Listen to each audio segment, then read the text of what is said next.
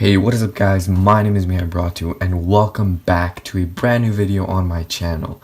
Now, today I'm pretty excited, and not because I got a cracked iPod 4 with a scratched back, but because it's running iOS 4. That's right guys, I finally got my hands on an iPod 4th gen. It's an 8GB model, which of course means around 6.5.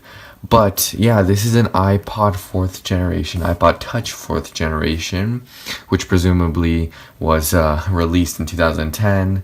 The model I'm holding, obviously, the iPod 4th gen was released in 2010, but you know, there's also a version released in 2011, and obviously the one released in 2012 with iOS 6.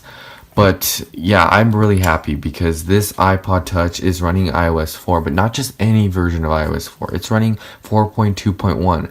The same version, the same exact version is running on my iPhone 4, which is pretty cool coincidence in my opinion. So something you will see here is the actual FaceTime app. Now the FaceTime app is pretty different, or should I say similar, to what we have today.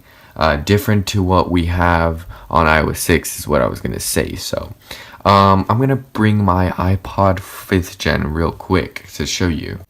Alright, so here I have my iPod 5th gen, dual booted on iOS 6, and as you can see, if we compare the two FaceTime cameras right here, or apps, you can definitely see there is a huge difference.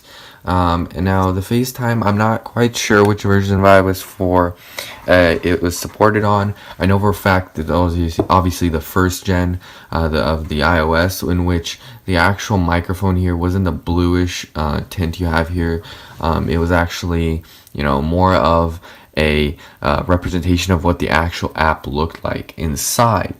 Now, if I take the iPod 5, the other iPod 5 I have with iOS 7, you could definitely see that they are very similar, the FaceTime apps here. Now, I don't know why Apple decided to go with a tweaked version. I guess they wanted to make it similar with the camera, but honestly I like this more. It really gives you a feel of the call, because the actual app on the iPhone is green, the phone app is green. Why wouldn't this be green? Now, something weird I found about the iPod 4th gen running iOS 4, which is not weird, it's just what happened, I just didn't know about it, is the fact that this does not support iMessage. So despite the fact that having video calling, you cannot text, which is bizarre. I mean, think about it. You have the newest form of technology, but you don't have the old version of technology. Now, if we take a look at the apps, it's fairly similar to the iPhone 4. iOS 4 is very fast on this, I'd say that. It kind of reminds me of when Apple would actually make OSs that would work with the device set, not like iOS 11 bugging out every time it is used. I'm gonna go into settings and show you guys the actual version that is running. So here it is, 4.2.1, and as I said, 6.5 gigabytes is what you're actually getting. So this iPod, I picked it up for $40. And I know it looks bad, it's cracked, and no, I will not be replacing the screen, because every time I replace the screen on an iPod 4, I always end up damaging the Wi-Fi antenna. I do not want to do this with an iPod 4 running iOS 4. So I know this is very poor condition. I don't know if you can see it on camera, but there are tons of scratches on the screen. There's a dent down here with a crack, and the back is pretty scratched up, but I honestly don't care. I mean, it's running iOS 4. That's the reason I bought it. I didn't buy it for it to look very good.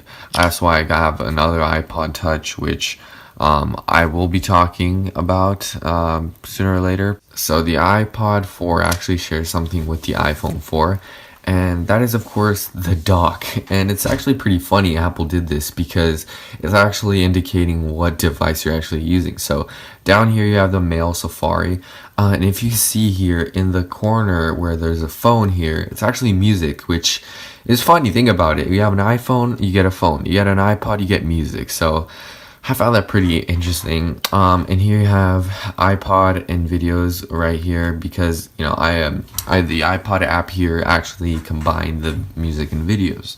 So yeah, that's pretty cool. And that's what I'm saying. I don't know why they changed it from the green app to the one we have currently on iOS 6, but that's really about it with this device.